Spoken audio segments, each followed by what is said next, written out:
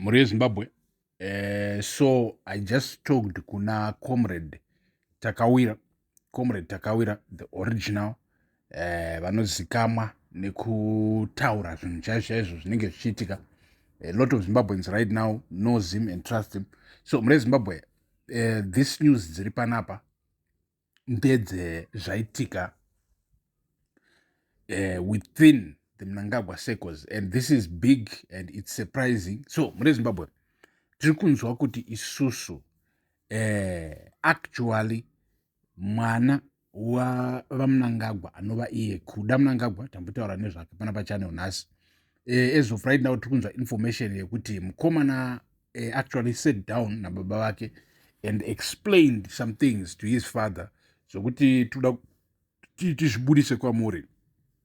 Hanzi mukomana wakataura iye achiudza Mudhara kuti but Mudhara, why muchidisrespecta macomrades akakuisai paupresident?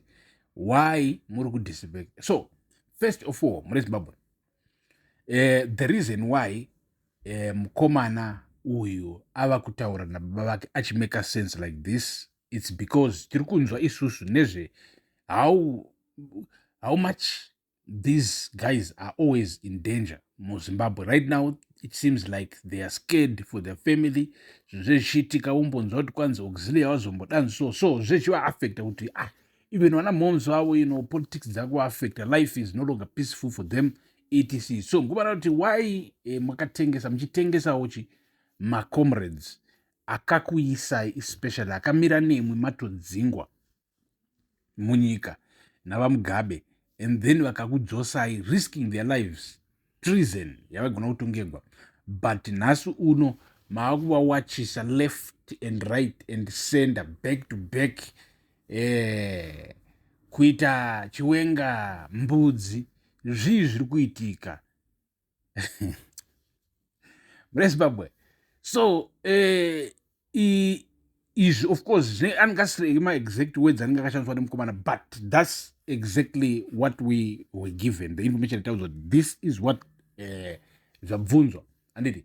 So muri Zimbabwe it seems like Mnangagwa anongonzwa kangoti uchiri mufana mudiki, you actually don't understand how everything works. Isusu tava vanhu vakuru, we understand this what we are doing is a sacrifice for the people. Ichichichi handimorona rimwe toku rimwe reMadhara rimwe kana asingadi kuva accountable. Ndo zvakutonzi tiri vanhu vakuru toziva, ivo vasati vaandastanda right.